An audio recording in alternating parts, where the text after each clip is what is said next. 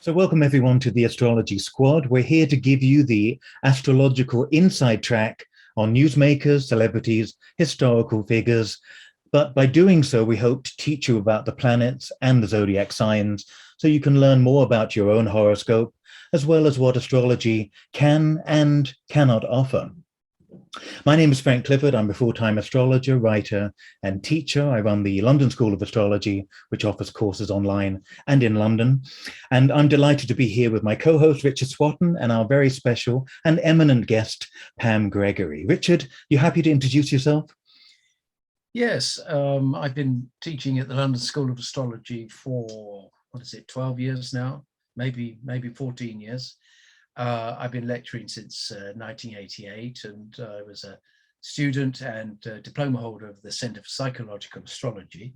And I am now a practicing psychotherapist since '94. I've been a professional and a professional astrologer. And I do psychological astrology, but on my YouTube channel, I've done a lot of mundane in 19 and 20, and I'm at the moment engaged in doing a lot of orrery astrology, which I've always been fascinated with because it gives you the detail of chart, and so details of charts, and very much to do with divinatory work. But generally, I work natally, and a kind of combination between humanistic, psychological, and practical guidance, something like that. Thanks, Richard. And Pam, are you happy to introduce yourself? Yeah, Pam Gregory, very busy YouTube channel, Pam Gregory Astrology.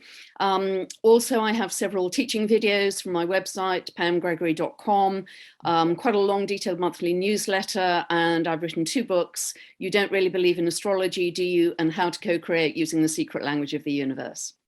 Wonderful. Both of those are great books. I recommend them. Thank you. Thanks, Pam. So in this video, we're looking at the notable scientist and quite eccentric genius, Albert Einstein. This is his chart. In front of us, we have a birth time for him that came from a birth record. And Einstein is considered to be one of the supreme intellects of all time. His name is synonymous with the word genius, and best known for his theories of relativity and his contributions to quantum mechanics, which are the cornerstones of modern science. And his work really revolutionized science by denying the existence of any absolute time.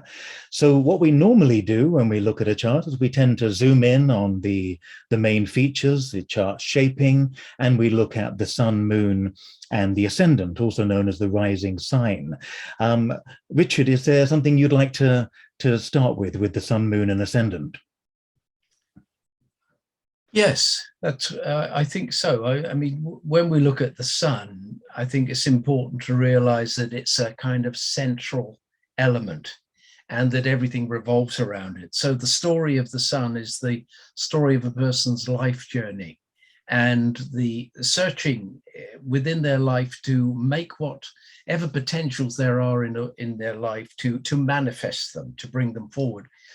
And so it's to become conscious and to realize, I suppose, a certain push forward that Jung called individuation or self-realization. And so certain people see that as the purpose of life. Some people see that as just living life. So I always like to think the sun as our relationship to the life force. And so when it's in Pisces, in the 10th house, generally speaking, we must say that the person's professional, their vocation, has a lot to do with the expression of their individuality. The two, in fact, are the same thing. He may do it in a Piscean way, that is half in, half out of life, half in his imagination, creative imagination, and then half within the practice. And I think this fits Einstein very well. The great trouble for any sun in Pisces, of course, is the fact that the sun is individuality. It's the separateness of the individual which seeks expression in the world. So that when you have it in a sign like this, which expresses all and everything, it's a kind of fluidic, half in, half out of the world kind of sign, then the main question that arises is, how are you going to express everything? How are you going to express all of the potentiality of life when the sun is in it? And I think that the idea of Einstein trying to work at the end of his life on a unified field theory, for example, is very important. Just want to say a couple more things, is that when you see the dispositor of the sign, that Jupiter is in Aquarius, we can definitely see the scientific element here, a leading light, if you like, in the generation of new knowledge, the ninth house stuff. But the Aquarian gives a kind of mental abstraction, and his whole process to do with intellectual experiments, or what he called thought experiments. We can see this, the chart is showing this very, very clearly. And in the ninth house, the house of discovery, the house of science, the house of mythic belief and scientific belief, as well as mythic belief, it's as if he's born to do that. So you get a coloration of the sun sign by the dispositor. The moon in Sagittarius obviously is hungry for knowledge, hungry for a way to use that knowledge, too, being in the sixth house. But I'm reminded with the moon that it's very much to do with soul food. So he belonged in that. And of course, the dispositor of the moon is that Jupiter in Aquarius, the only planet in an air sign, which often relates to the intellect and the understanding, I suppose, of abstract principles. I wonder whether he lived half in and half out of life. He lived in life when he was having his affairs, of course. So the dispositor of the moon, the ruling the ascendant, you see, makes him very affable, very pleasant, very nice, very loving in a way. But this abstract moon in Sagittarius, looking for the meaning behind. I think Liz Green called this the sign of looking for the eternal laws of life, and his emotional sense of belonging would be drawn towards that. So that's just a preliminary introduction to the sun, the moon, and the ascendant. Thank you. And for those of you who don't know the word dispositor, it is a planet that is said to rule that particular sign. So Sagittarius is ruled by Jupiter, so we call that planet the dispositor. And Pisces as well, the sun is in Pisces, and that's ruled by Jupiter, traditionally, classically in astrology, and of course ruled by the modern discovery of Neptune as well as its modern ruler. So Pam, where would you like to go with the sun, moon, ascendant? Yes, this is such a beautiful chart, because obviously the ascendant in Cancer is a very sensitive water sign, super sensitive, empathetic, gentle. His sun is also in a water sign, Pisces, again, super creative and sensitive. There's a kind of morph and flow with Pisces energy. There's a desire to connect to something greater than self. There's a strong spiritual urge, and to devote oneself. It's very devotional energy, I think of with Pisces, to devote self to something greater than self, but to live an ideal life, a special life, and on a daily basis to connect to the ethereal, to the divine, to source, however you define that. There's a yearning quality, I think, that comes in very strongly, and it's emphasized not only by the sun being in Pisces, but it's also semi-square the modern ruler of Pisces, which is Neptune. And there are other classic signatures here. We have Neptune in a square to his nodal axis. And I think of the nodal axis as the soul's path of growth in this life. So therefore he had to bring in a spiritual element, this reaching out to bring in the spiritual as part of the context of whatever he was going to do. And again, that's emphasized by the North Node in the 8th house, which is the house of deep spiritual matters.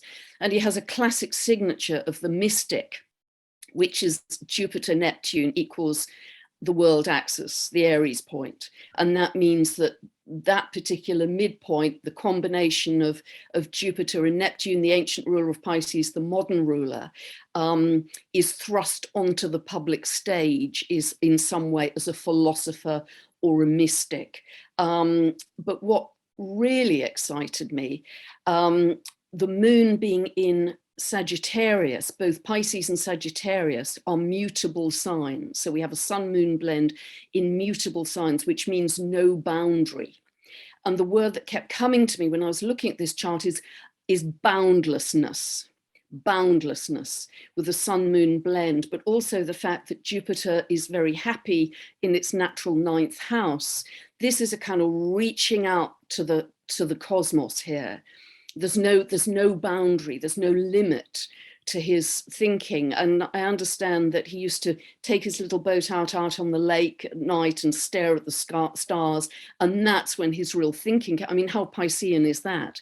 That's when his great ideas came in. But what then really excited me is that his moon at 14 of Sagittarius is on something an anomaly in space called the Great Attractor.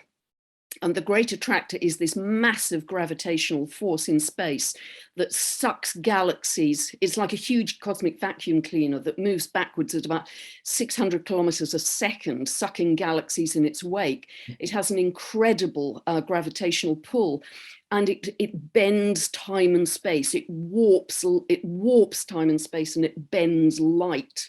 So what was he developing in his theories of relativity? It was about gravitation and light, essentially. And it was a revolution, you know, E equals mc squared, the most famous sort of quotation in the world in that sense, was a revolution in the concept of time and space.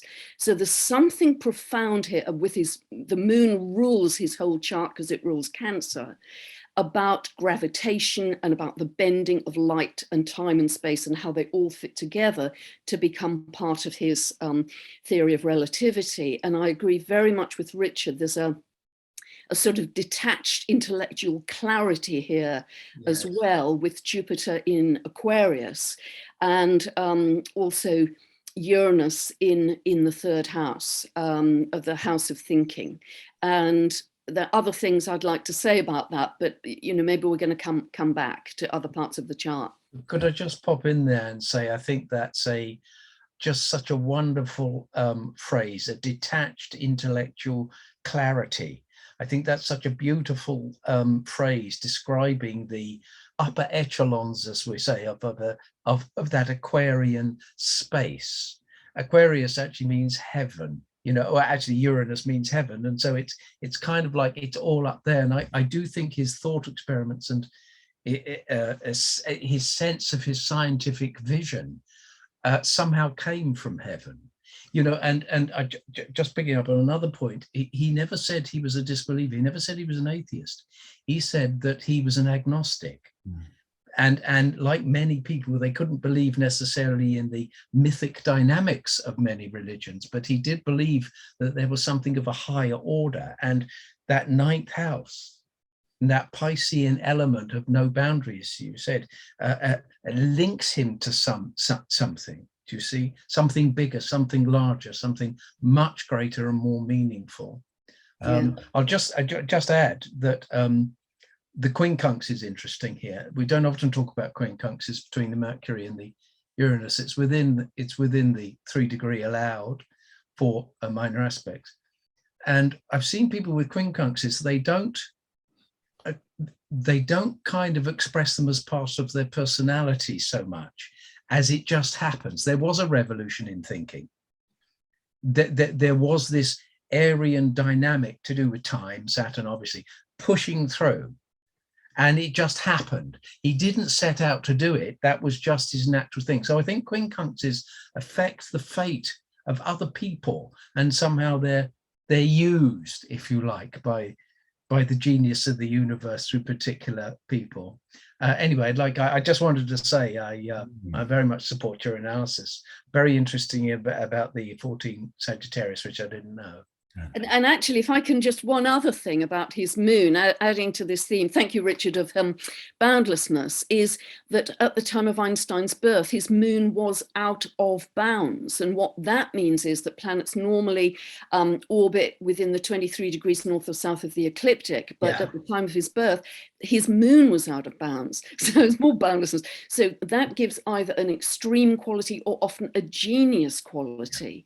And, you know, I very much agree with Richard Richard, that quincunx between his Mercury and Uranus is so powerful, because I see that as almost connecting to the mind of God, connecting to the superconscious, you know, downloads and insights, because he had Uranus in the third house of thinking. And what's fascinating as well is that he was, as you probably know, dyslexic.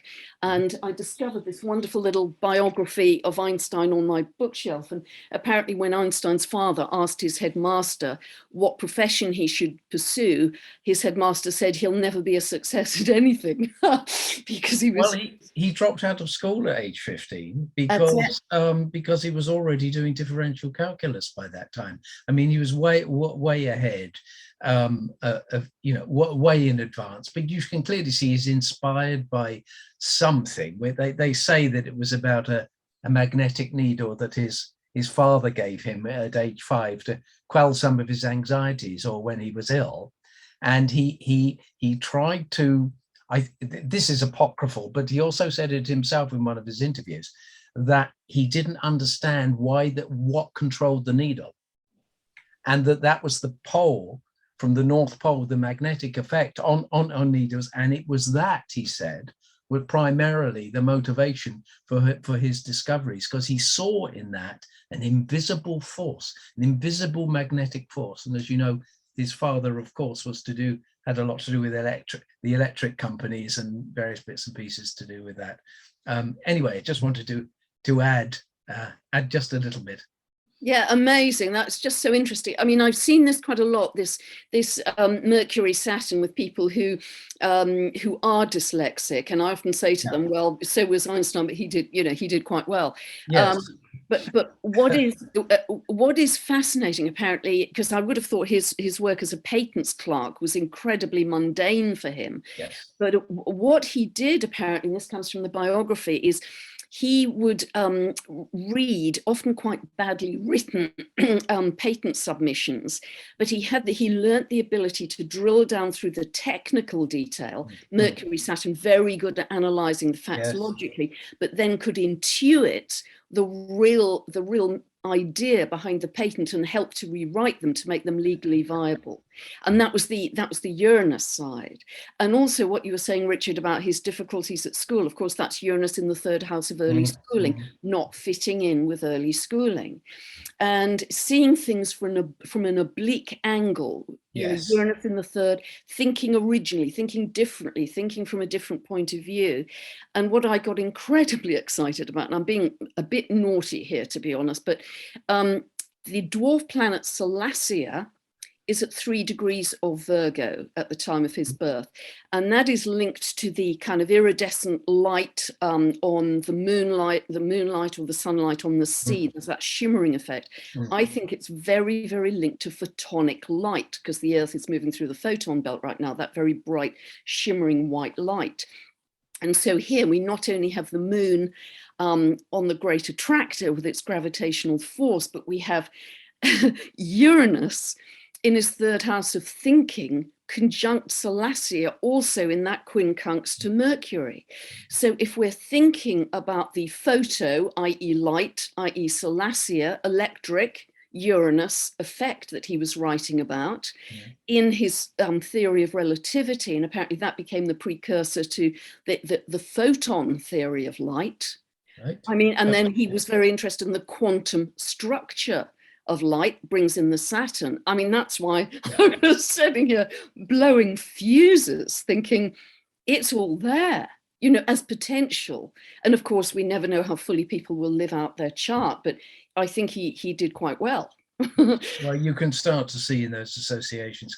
I think it was what he called the photoelectric effect. So, you know, sunlight hits a metal and it moves things. And so there was a kind of something to do with light waves. I can't profess to be but something to do with the nature of light was there, and I think that came in 1905. But you're going to come on to the progressions and things in a minute. Frank. Yes. Okay, well, yes, just a couple of extra things I wanted to add about the Sun Moon Ascendant. First of all, and you both touched upon this, but the essence of Pisces as Pam was saying, is boundless, but it's intrigued by the magic and mystery. If we think of Aquarius and Pisces being the final two signs, they really go beyond. There's that sense of what is out there and what isn't, and that the big questions of life. If you look at the great explorers of such, whether it's Gene Roddenberry of Star Trek, or Chris Carter of the X-Files, H.G. Wells, you're always looking at that Aquarius, Pisces, or the planetary rulers, Uranus or Neptune as well, that sense of going beyond, looking beyond. I think Pisces truly understands that everything is interconnected, everything is of consequence. How we treat our fellow man, our animals, the people around us, how we treat our neighbors, like our trees and all the other things that grow around us. Knowing everything is of consequence, and yet ultimately everything is just a drop in the ocean. Everything has a sort of tremendous meaning, but is just part of something much bigger in that way. Pisces is always, I think, the journey you often get with Pisces is that moving away from investing belief in what other people can do for you, gurus, religion. I call Pisces the rest cures, religion and pills sign, because of that sense of always wanting to escape or wanting to connect to nirvana in some way.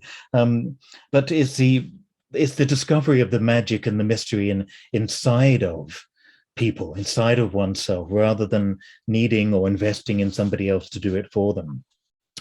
What comes really strongly across in this chart is that we have, looking at the Sun, Moon, Ascendant trio, what we call the big three often, gives us an insight into what's dominant. For example, we've got Cancer rising. The ruler of that is the moon in Sagittarius.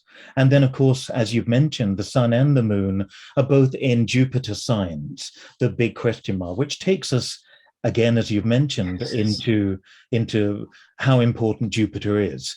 Now, we know that Uranus is super important because it's the handle of the bucket chart. And if you've got, like Einstein had, all your planets in one part of half of the zodiac and then one standing out on its own, you tend to hold that handle in that case, or pour a lot of energy into that area. So Uranus is powerful in that sense, and Jupiter is powerful simply because it really represents so much of the energy of the Sun, Moon, and Ascendant. Yes. What I want to add, Jupiter is exalted in Cancer, so in traditional astrology, sometimes Lily would use that as a ruler sometimes. Even though it was an exalted lord, I just say that. So it very much is Jupiter. Interesting, thank you.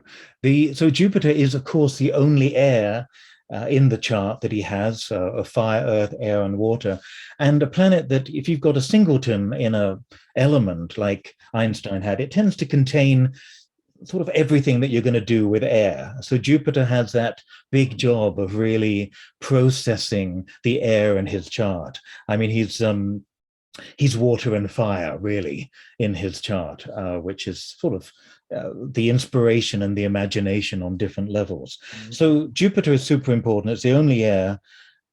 We think of Jupiter in Aquarius as the potential to be the great humanitarian, the person who understands space, who understands the need for freedom, the respect of all types of people. Aquarius at its best, I think, is that sense of we're all one big family. The shadow side of it is the more, well, I'm in the first class section, and I always joke that Aquarius will fight for the group but doesn't want to sit down with the hoi polloi. There's that shadow snobbery connected to Aquarius at times, but at its very best, Jupiter in Aquarius has that real humanitarian, moral, ethical, the spirit of science, rather than the let's categorize it and dismiss anything that doesn't fit into our narrow realm. So we think of Jupiter in Aquarius as having that higher perspective, higher intelligence in that way. Jupiter-Uranus opposition is about discoveries, about space, about freedom. So that speaks incredibly well. And anything else to say about that. Probably not at the moment, but I just think that Jupiter holds so much of his famous cosmic mind, and the sense that he was really a member of a human race and felt that was more important. And he met, of course, he was in the times of the Hitler regime, the Third Reich, and again he met the need to express that universal humankind, that brotherhood, sisterhood as well. So, do either of you want to go further with the Jupiter at all? I just wanted to add to that that the he was actually in the later stages of his career and in his life, he was an advocate for peace. Yes. And I believe that he was either a founder or a leader of a particular kind of group. And the FBI actually had files on him, because even though when he came from Germany, 1933, to the States, I think it was Princeton, he ended up in, he wrote a letter to the president saying that they should accelerate their nuclear weapons, because that's what they were working on in Germany, and he knew that.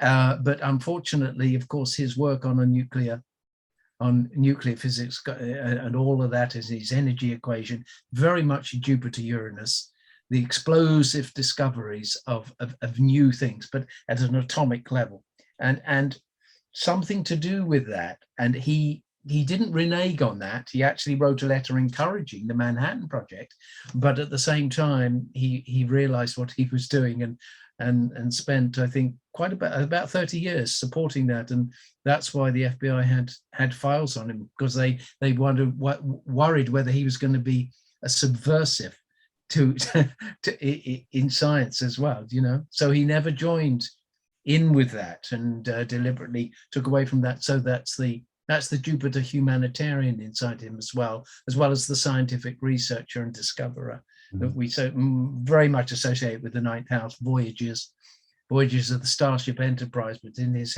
own case, voyages of the Starship Genius brain. And Pam? Yeah, wonderful to hear all that. Yeah, the only other thing I'd add, which may have fueled that sense of humanitarianism and equality for all, is I get a strong feeling that as a child, he just felt that he didn't fit very well. Not only Uranus in the third, but the 11th house I see as the house of lovability. And when you have difficult planets in there, such as Pluto and Chiron, there's a sense of woundedness or not feeling lovable enough, particularly in your very early years. And, you know, there might have been lots of reasons for that, his dyslexia, Saturn, Mercury, whatever. And so that may have fueled, because there's a direct connection there between Pluto and Jupiter, that square, that may have fueled his need to see everybody equal, nobody excluded, nobody on the periphery. And of course, growing up in the, you know, obviously he lived through the 1930s and all that brought, and that may have really galvanized a lot of his work too, I think. Good word, that, galvanized. Well, both Pam and myself, we were speaking just earlier about Noel Till and his pioneering work in the 70s and 80s and so on. And he calls the 11th house the love received from other people, because the 5th is love given, or your creativity given, whether it's in play or fun or entertainments. But the 11th house is your participation with others. And so it's your friends. And you know, so it is very much to do with self-worth. That 11th, all of the sextant houses have to do with that. But I just thought I'd bring that in. I like that word galvanized, because that's very to do with electricity, isn't it? Yes, of course. Yeah. As soon as we get on that association track, the words start to flow through. Yeah, wonderful. One thing, one final thing before we have a quick look at 1905 is the Mercury Saturn. And the issue with Mercury Saturn in a lot of textbooks suggests backward thinking, backward learning. You're given the impression, sadly, a bit like having Mercury retrograde in your chart. You're given the impression online or in certain books that it's a handicap, and yet you see so many remarkable minds with Mercury Saturn. And do either of you, Pam, do you want to say something about that? Yeah, what I found, and by the way, I was born with Mercury retrograde, and I absolutely love it. My life would be much less rich without it. But what I see with these people is, for whatever reason, they've developed a fantastic ability with concentration, that they can drill down and work through a project incredibly thoroughly and comprehensively till they get to the end. Just a very focused powers of concentration. I see that repeatedly, whether they think they weren't as bright at school, so they had to work harder, or whatever the reason, it produces a benefit as an adult. Oh yes, whenever you get the Saturn position, you immediately think of deficit, something that's been denied, something that, or you feel has been denied, whether it's subjective or objective is the miracle of astrology. Sometimes it actually shows an actual objective situation that happened, and sometimes it's just our own emotional reactions. But I like this power of focus, I think, is the Aries, and the power of concentration is the Saturn. But there would have been a deficiency, a sense of inferiority around the Saturn placement, that he wasn't up to the mark. Some people said he wasn't, but I think he just followed his own way, and who knows the ways of genius, really.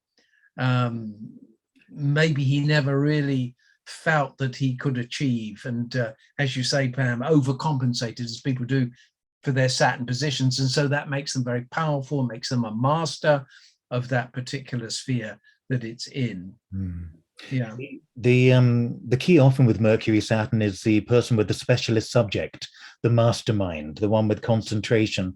Often I think Mercury Saturn can be humility, that sense of, well, this is what I know, but the very bright people in the world know how much they don't know. And I think if you're aware of that, rather than thinking, well, I found the truth, which Moon in Sagittarius can feel, sometimes there's that discovery, and that's what I'm holding on to, in the sense of being right.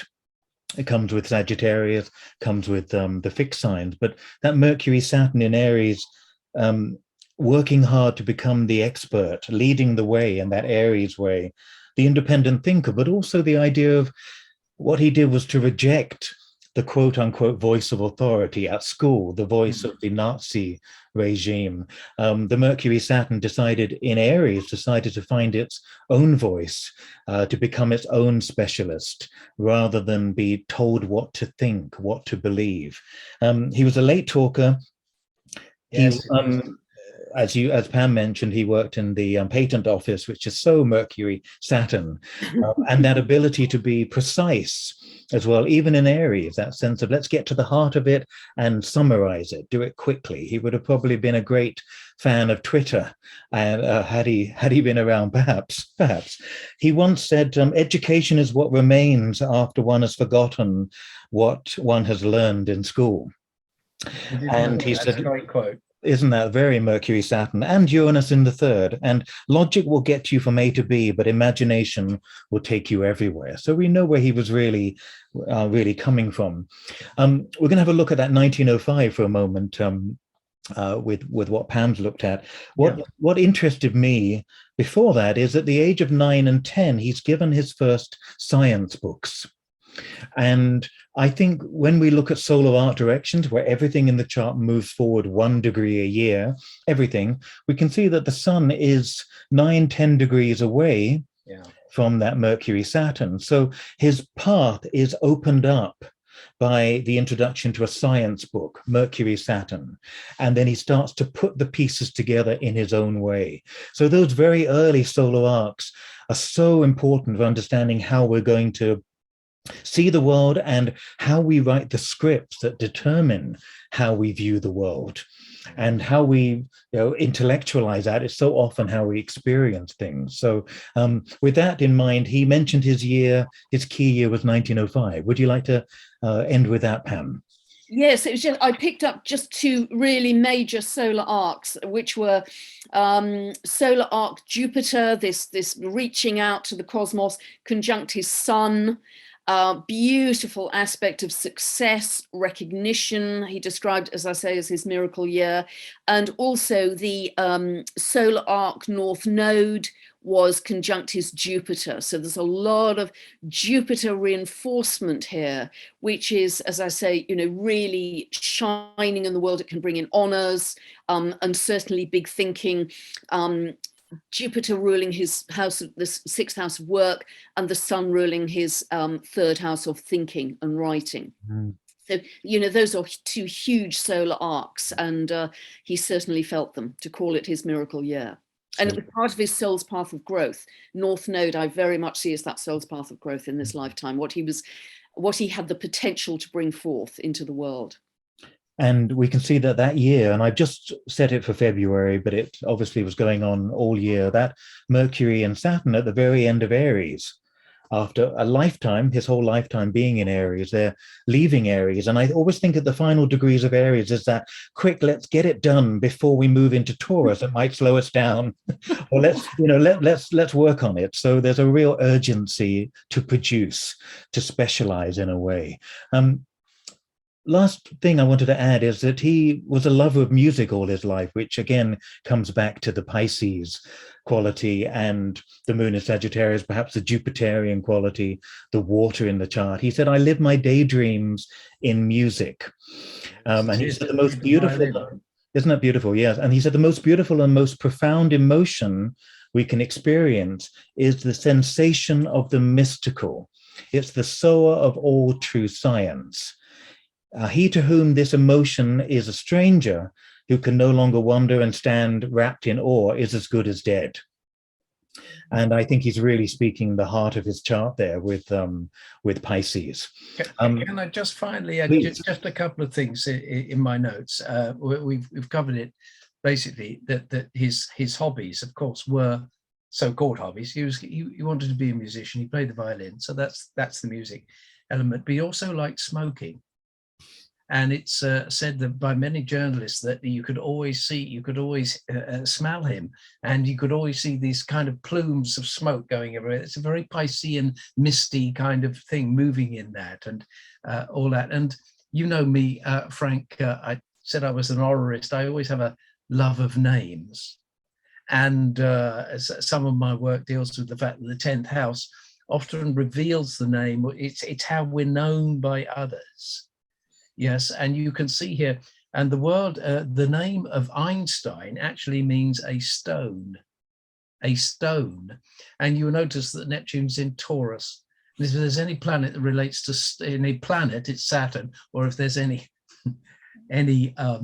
rock to do with the hardness of things. And Albert actually means to be famous, which is very much the other side of that Pisces, because it's a Jupiter. And you wrote a wonderful paper on fame and notoriety and linked it with Jupiter. It actually, Albert means to be bright or well known or in advance of, to be seen. So I just thought I'd add that couple of little astrological points of detail. Fascinating how the 10th house, sometimes the first house, does show or has a connection to the name, either through meaning or through image in some way. So I just thought I'd show that, to show the detail of the chart coming to life, as we've all done today. Thank you. Thanks, Richard. Pam, did you want to end with anything at all that we haven't covered?